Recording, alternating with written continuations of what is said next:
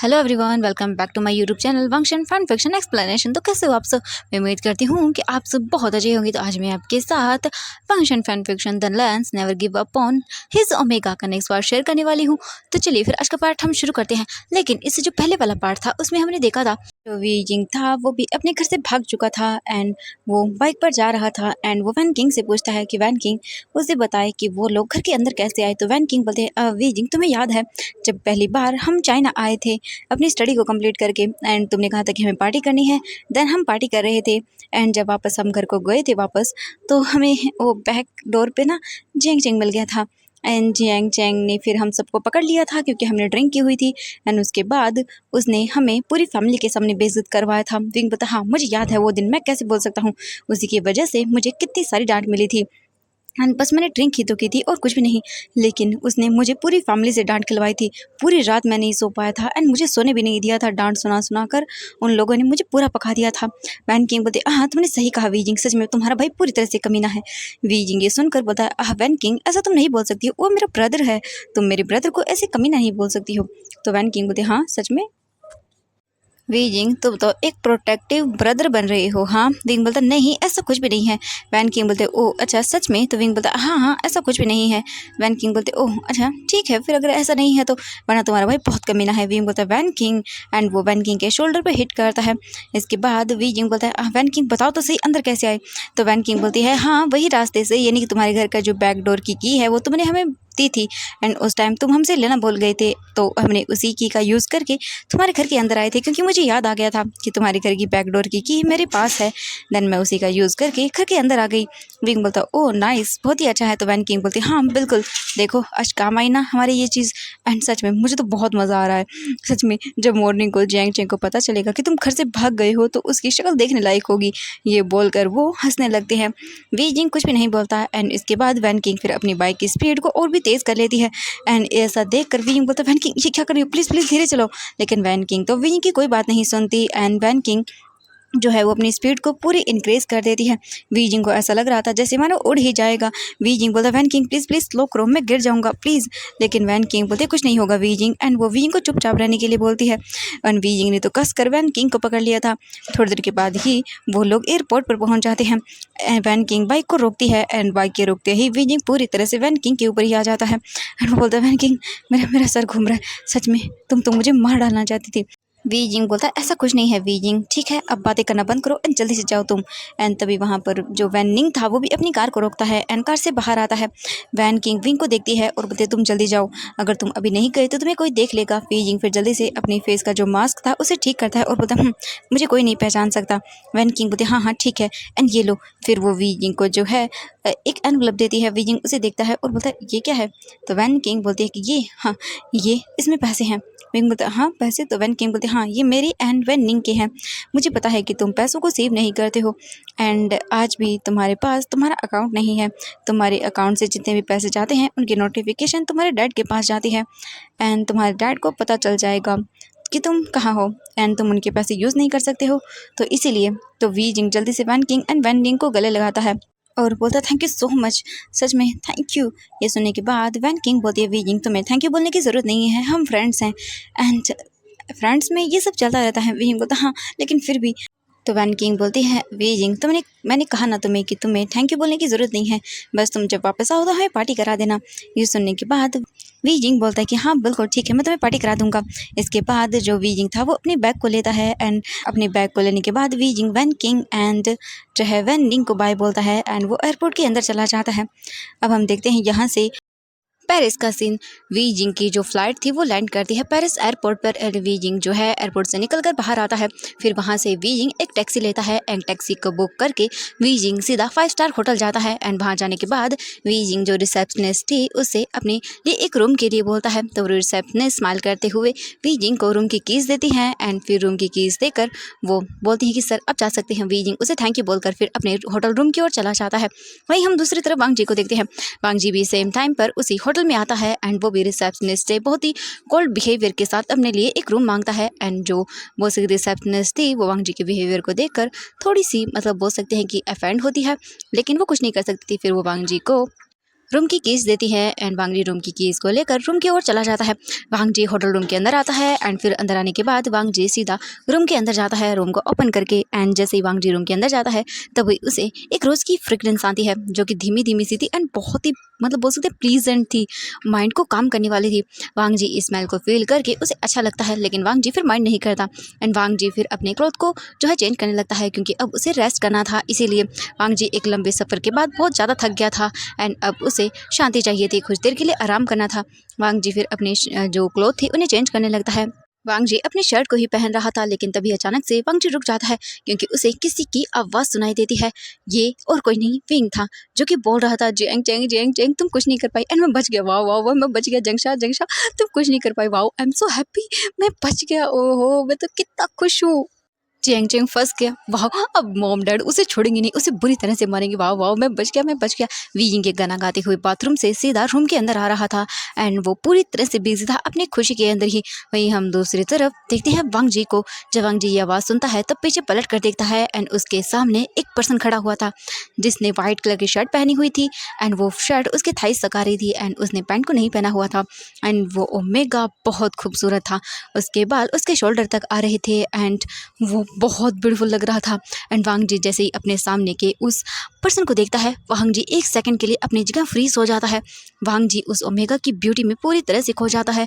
वांग जी उसे देखते हुए अपने मन में सोचता है, वाह क्या ये एक ओमेगा है, ये कितना खूबसूरत है, इसकी हेयर्स। एंड वांग जी की नज़रें विंग के लेग्स पर जाती है जो कि पूरी तरह से विजिबल थे एंड वाइट मिल्की थे। ये देखने के बाद वांग जी तो बस पूरी तरह से mesmerize ही हो जाता है वीजिंग में। एंड वीजिंग जितना खूबसूरत ओमेगा शायद वांग जी ने अपने लाइफ में कभी नहीं देखा था। वांग जी बोलते हैं ये कितना खूबसूरत है, मैंने आज तक इतना खूबसूरत ओमेगा अपने लाइफ में नहीं देखा। एंड वांग जी बस वीजिंग को अपनी बड़ी बड़ी आंखों से घूरे जा रहा था। वांग जी की हार्ट बीट एक सेकंड के लिए मानो जैसे रुक ही गई थी वीजिंग को देखने के बाद। एंड वीजिंग जो अपने आप में ही बिजी था उसने बिल्कुल भी ये नोटिस ही नहीं किया कि कोई उसे घूर घूर कर देख रहा है। एंड वीजिंग अचानक से तभी जब पीछे टर्न होता है तभी उसकी नज़रें वांग जी की नज़रों से मिलती है। जैसे ही वी जिंग वांग जी को देखता है वहाँ पर वो बहुत बुरी तरह से चिल्लाता है एंड वो फ्रीज हो जाता है। अब हम देखते हैं यहाँ से कुछ घंटे लगभग 1 घंटे पहले क्या हुआ था।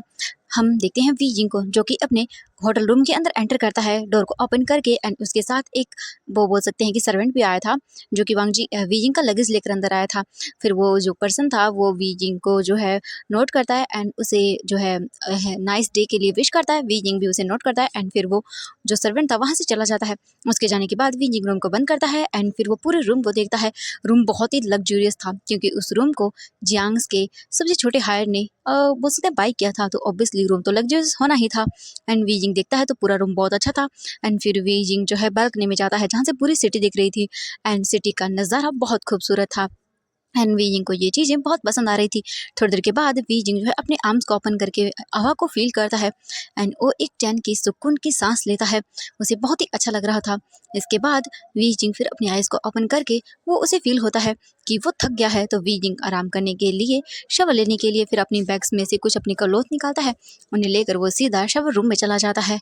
एंड पहले तो वो हॉट बाथ लेता है, उसके बाद वो बाथ टब में जाकर बैठ जाता है एंड वीजिंग को बाथ टब में इतना रिलैक्सिंग फील होता है कि वीजिंग अपनी सभी प्रॉब्लम्स हर एक चीज़ को भूल जाता है एंड उसे पता भी नहीं चलता कि वो कब बाथ टब में ही सो गया। वीजिंग बाथटब में आराम से सोया हुआ था तभी उसके रूम का डोर ओपन हुआ एंड फिर बंद भी हो गया, लेकिन वीजिंग अपनी नींद में होने की वजह से इन सब चीज़ों को बिल्कुल भी फील नहीं कर पाया। एंड उसके बाद जो वीजिंग था वो 15 मिनट के बाद ही उठ जाता है एंड उठने के बाद वो देखता है कि वो तो बाथटब में है। ओह सच में वो तो इतना ज़्यादा थक गया था कि वो बाथटब में ही सो गया। वीजिंग उठकर जो है अपने हेयर्स को अच्छे से वाइप करने लगता है एंड फिर वो अपने वेस्ट के अपने क्लोथ को पहनता है यानी कि शर्ट को पहनता है एंड फिर वो अपने बालों को सुखाते हुए ही बाथरूम से बाहर निकलता है।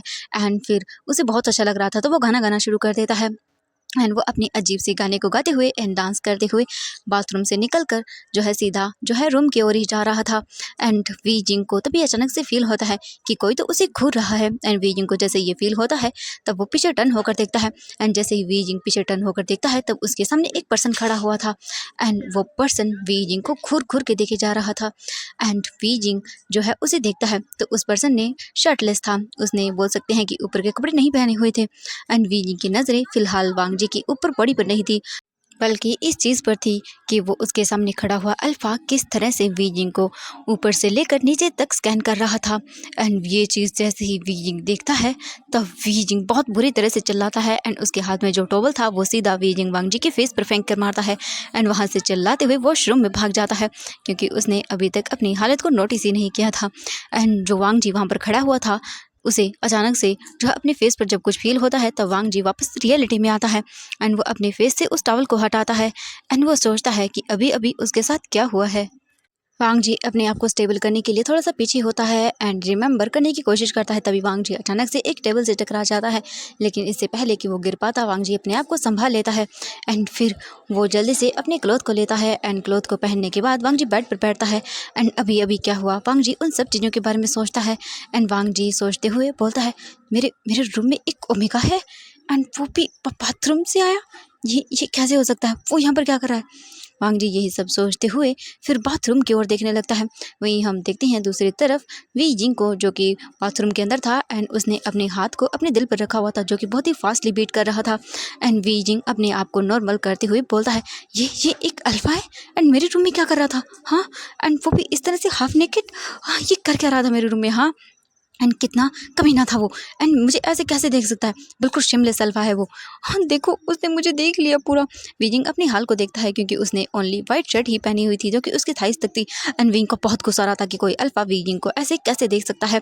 विजिंग अपने आप को स्टेबल करता है एंड अपने आप को स्टेबल करने के बाद विजिंग जल्दी से अपने क्लोथ को पहन लेता है। ये नहीं कि उसने शर्ट पहनी हुई थी, विजिंग फिर अपनी पैंट को पहनता है एंड अपनी पैंट को पहन लेने के बाद फिर वीजिंग अपने आप को शांत करता है एंड रूम से निकल कर बाहर आता है। वांग जी ऑलरेडी ही वीजिंग को जो है की वॉशरूम की ओर ही देखे जा रहा था।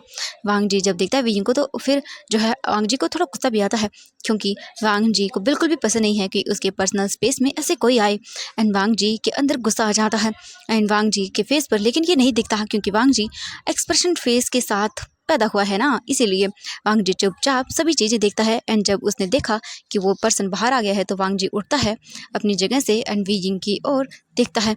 फिर वो बोलता है तुम यहाँ पर क्या करे हो, हाँ मेरे रूम के अंदर। जैसे ही वीजिंग ये सुनता है तब वो उस पर्सन को देखता है एंड बोलता है मेरा रूम, इसका क्या मतलब है, हाँ ये मेरा रूम है और तुम मेरे रूम से बाहर निकलो। ये बोलकर वीजिंग जो है वांग जी को डोर की ओर पॉइंट आउट करते हुए बोलता है। वांग जी बोलता है ये मेरा रूम है एंड मैं नहीं तुम रूम से बाहर जाओगे, तुमसे पहले मैं यहाँ पर आया था। ये सुनने के बाद वी जिंग वांग जी को देखता है और बोलता है ओह सच में तुम मुझसे पहले आए थे, हाँ कैसे आ सकते हो, मैं तुमसे पहले आया था एंड तभी मैं वॉशरूम में था एंड बात ले रहा था। ये सुनने के बाद वांग जी बोलता है ओह रियली। विंग बोलता हाँ मैं तुमसे पहले आया था तभी बात ले रहा था एंड तुम कितने शिमलेस हो एंड कमीने हो, तुम मुझे ऐसे कैसे देख सकते हो, हाँ। वांग जी जब ये सुनता है तो बोलता है ओह वो गलती से हो गया था, मैंने जानबूझ के नहीं किया था एंड वैसे भी तुम्हें इस तरह से रूम के अंदर आने की जरूरत ही क्या थी। ये सुनने के बाद वी जिंग वांग जी को डांटते हुए बोलता है मैं अपने रूम में कैसे भी आऊँ, तुम्हें इससे मतलब है क्या। ये सुनने के बाद वांग जी बोलता है ओह तो तुम अपने रूम में आओ ना, मेरे रूम में नहीं, चुपचाप करके मेरे रूम से बाहर निकलो। वी जिंग बोलता है ये मेरा रूम है एंड मैंने तुमसे कहा ना तुम निकलो यहाँ से बाहर। ये बोलकर वी जिंग जल्दी से जो है रिसेप्शनिस्ट पर कॉल लगा देता है एंड चिल्लाते हुए बोलता है कि यहाँ की कैसी सर्विस है, मेरे रूम के अंदर एक और पर्सन क्या कर रहा है, मैं तुम्हारे इस होटल पर केस कर दूंगा, समझ आया तुम लोगों को। एंड जैसे ही वो रिसेप्शनिस्ट वेजिंग की इतनी डरावनी वॉइस को सुनती है तब वो अपने बोल सकते कान से फ़ोन को साइड ही कर देती है। तभी उसे जो रिसेप्शनिस्ट गर्ल थी उसे एक और आवाज़ आती है जो कि वांग जी की थी, जो कि चिल्लाते हुए बोलता है ये मेरा रूम है एंड तुम बाहर निकलो। And Wang ji and Wei Jing जो है फिर से दोनों एक दूसरे के साथ लड़ने लग जाते हैं। वो दोनों ऐसे लड़ रहे थे जैसे कि कुत्ता और बिल्ली हो, दोनों बहुत ही बुरी तरह से फाइट कर रहे थे, चिल्ला रहे थे एक दूसरे के ऊपर। एंड वो रिसेप्शनिस्ट बोलती है मिस्टर वैन प्लीज़ मेरी बात सुनिए, लेकिन रिसेप्शनिस्ट की तो कोई बात ही नहीं सुनता है क्योंकि वो दोनों तो बस एक दूसरे पर गुस्सा करने में ही बिजी थे। इसके थोड़ी देर के बाद ही जो रूम था वीजिंग का एंड वांग जी का उसके अंदर एक रिसेप्शनिस्ट आती है एंड उसके साथ ही होटल का मैनेजर भी आता है एंड वो उन दोनों को शांत करने की कोशिश करता है और फिर वो बोलता है मिस्टर नी प्लीज़ शांत हो जाइए। वो वांग जी को शांत कराता है। वांग जी जैसे ही उसे देखता है तो बोलता है ये सब क्या हो रहा है यहाँ पर, हाँ एंड क्या आपकी यही सर्विस है, इतनी घटिया सर्विस, हाँ मैं आपकी इस होटल को बंद करवा दूंगा। ये सुनने के बाद जो होटल का मैनेजर था वो बोलता है मिस्टर नी प्लीज़ प्लीज़ शांत हो जाइए, ये सब हमारी ही गलती है, हमारी गलती की वजह हमारे स्टाफ से गलती हो गई थी एंड उन्होंने शायद आपको सेम ही रूम की केस दे दी, प्लीज़ प्लीज़ ऐसा मत करिए sir. Wang ji and Wei Jing तो नहीं गुस्से में थे। वांग जी बोलता मुझे नहीं पता लेकिन ये ओमेगा मुझे मेरे रूम से बाहर चाहिए, समझ आया। ये सुनने के बाद वी जिंग बोलता है नहीं बिल्कुल भी नहीं, ये मेरा रूम है एंड तुम निकलो मेरे रूम से बाहर। ये बोलकर वो वांग जी को देखता है। इसके बाद कि वांग जी कुछ बोलना शुरू करता, तभी जो होटल का मैनेजर था वो बोलता है, सर प्लीज़ देखिए मेरी बात सुनिए, आप दूसरा रूम ले लीजिए, हमारे स्टाफ से गलती हो गई है, उन्होंने आप दोनों को सेम ही रूम की कीज़ दे दी हैं, प्लीज़ माफ़ कर दीजिए। तभी वो रिसेप्शनिस्ट जो थी वो वी जिंग एंड वांग जी को देखती है और बोलती, सर मुझे माफ़ कर दीजिएगा, मैंने ही आपको गलती से जो है एक सेम रूम की कीज़ दे दी थी। आप जो वी जिंग था उसे 9 नंबर जो रूम था उसकी कीज़ मिली थी एंड वांग जी को जो है 6 नंबर के रूम की कीज़ देनी थी। लेकिन गलती से रिसेप्शनिस्ट ने वांग जी को भी 9 नंबर रूम था उसकी ही कीज़ दे दी थी एंड वो जो रिसेप्शनिस्ट थी वो अपनी गलती को भी मानती है एंड फिर वांग जी एंड वी जिंग इस गलती को समझते हैं एंड फिर जो वांग जी था वो बोलता है, इट्स ओके, तुम्हें माफ़ी मांगने की कोई ज़रूरत नहीं है, तुम्हें अपनी गलती रियलाइज़ हो गई, ओके एंड मुझे अब दूसरा रूम चाहिए। ये सुनने के बाद जो मैनेजर था वो बोलता है, हाँ सर बिल्कुल। एंड फिर वांग जी जो है वी जिंग की ओर देखता है। वी जिंग वांग जी को देखते हुए एक स्माइल देता है जो कि एक टीजिंग स्माइल थी, जैसे कि मानो वांग जी को वी जिंग ये बोल रहा हो, देखा मुझसे कोई नहीं जीत सकता है। वहीं दूसरी तरफ वांग जी के मन में वी जिंग को देखते हुए ये चल रहा था कि नहीं वांग जी बस बस उसे मत देखो, वो बस एक ओमेगा ही तो है। दरअसल वांग जी ने जब से वी जिंग को देखा था तब से वी जिंग जो था वो वांग जी को अपनी ओर अट्रैक्ट कर रहा था एंड वांग जी को नहीं पता कि क्यों वो वी जिंग की ओर अपनी अट्रैक्शन को फील कर रहा है, क्यों न जाने वांग जी को ये फीलिंग फील हो रही थी एंड वांग जी इस फीलिंग को अब समझ नहीं पा रहा था एंड बस वो समझने की अपने आप को समझाने की कोशिश कर रहा था कि कुछ नहीं है, बस वो एक नॉर्मल ओमेगा है एंड उसे इन सब चीज़ों पर ज़्यादा ध्यान नहीं देना चाहिए। इसलिए वांग जी इस रूम से जाना चाहता था, उसे समझ नहीं आ रहा था कि वो क्या करे एंड वांग जी विंग के साथ और आर्ग्यूमेंट भी नहीं करना चाहता था, इसीलिए वो दूसरे रूम के लिए बोल देता है एंड बस वो कंटिन्यूसली विंग को देखे जा रहा था एंड अपने आप को समझा रहा था कि नहीं प्लीज़ मत देखो उसे। वांग जी तो पूरी तरह से कंफ्यूज था, न जाने क्यों ये पहली बार एक ओमेगा वांग जी को पसंद आ रहा था। तो एवरीवन आज के लिए बस इतना ही, मिलते हैं नेक्स्ट पार्ट में। आई होप कि वीडियो पसंद आई होगी।